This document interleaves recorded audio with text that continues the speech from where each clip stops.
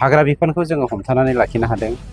जाय रिजार्भ फरेस्टखौ हाग्रामाया डिस्ट्रय खालामनानै गावनि बिहावनि नामाव न'खरावहाय दिनै साहा बागान बानायदों 3000 बिगानिख्रुइबो बांसिन। जाय रिजार्भ फरेस्टखौ डिस्ट्रय खालामनानै देरहासारा प्राय 13था साहा बागान बानायदों।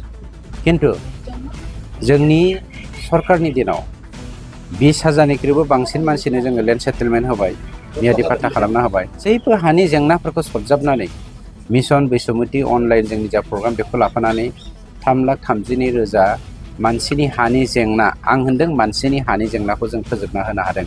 खिन्थु हाग्रामाया थांनाय 17 बोसोराव मात्र 1623टा न'खरनि हानि जेंनाखौल' फोजोबदों। बुंनो समाया 17 बोसोर रायजोफ्रा बिथांमोननो होदोंमोन, खिन्थु दिनै रावबो जाति जनगोष्ठीनि जेंनाफोरखौ बिथांमोना फोजोबाखै।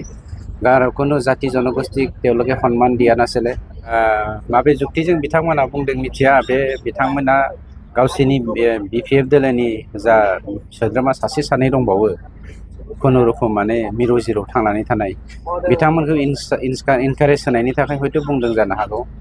आंनि डिपार्टमेन्टनि बाथ्राखौनो आं बुंनो नागिरदों। हाग्रा बिफानखौ जोङो हमथानानै लाखिनो हादों। जाय रिजार्भ फरेस्टखौ हाग्रामाया डिस्ट्रय खालामनानै गावनि बिहावनि नामाव न'खरावहाय दिनै साहा बागान बानायदों 3000 बिगानिख्रुइबो बांसिन। जाय रिजार्भ फरेस्टखौ डिस्ट्रय खालामनानै देरहासारा प्राय 13था साहा बागान बानायदों। खिन्थु जनसाधारननि हानि जेंनाखौ दिनै फोजोबनानै होनो नागिराखै। जोंनि सरकारनि दिनाव 20,000निख्रुइबो बांसिन मानसिनो जोङो लेन्ड सेटेलमेन्ट होबाय, मियादि पाट्टा खालामना होबाय। 5,000निख्रुइबो बांसिन मानसिनो जोङो एलटमेन्ट होबाय। टटेल जोङो गासैबो हानि जेंनाफोरखौ सरजाबनानै मिशन बैसुमुति अनलाइन जोंनि जा प्रग्राम बेखौ लाफानानै 3,30,000 मानसिनि हानि जेंना, आं होनदों मानसिनि हानि जेंनाखौ जों फोजोबना होनो हादों। खिन्थु हाग्रामाया थांनाय 17 बोसोराव मात्र 1623टा न'खरनि हानि जेंनाखौल' फोजोबदों। बे बिराद आकाश पाताल डिफारेन्स दङ। गतिके हाग्रामाया जेखियानो बुङाथो, हाग्रामाया दा माने दै गुदुङाव गोदौबाय थानाय दै गुदुङाव माने गारस'नाय एम्बु बंग्ला बायदि जाबाय। गतिके बिथांनि साननाय हनाया मिनिंलेस जानानै फैदों। जनसाधारना गैला। 35 लाख मानसि भारतीय नागरिक, गुरखा, भोजपुरि, आदिबासी, मुसलमान, बर', अना बर', जिखिनि धोरोमानो जायाथों दिनै बिकल्प रास्ता हिसाबै, अल्टारनेटिभ वे हिसाबै UPPL दोलोखौ मानबगेन्द्र प्रमद बर'नि सिङावनो नुनायखाय दिनै रायजोफ्रा ज' जाजाय फैनानै जेखि दोलोनि मानसियानो जायाथों दिनै UPPL जयन जाफैगासिनो दं। सार, हाग्रामा महिलारि बिथाङा बुंदों जे गावसिनि BPF सरकाराव फैफिनोब्ला माने सिगांग्रो हानि जेंनाखौ नायगोन होननानै लासिंसिं बिथांमोना 17 बोसोर बिथांमोननो रायजोफ्रा खाबु होदोंमोन।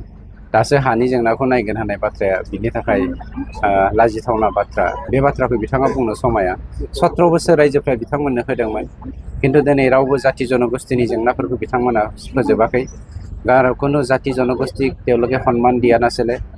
বড় অনাবড় পাৰ্থক্য আনি পেলাই আমাৰ মাজত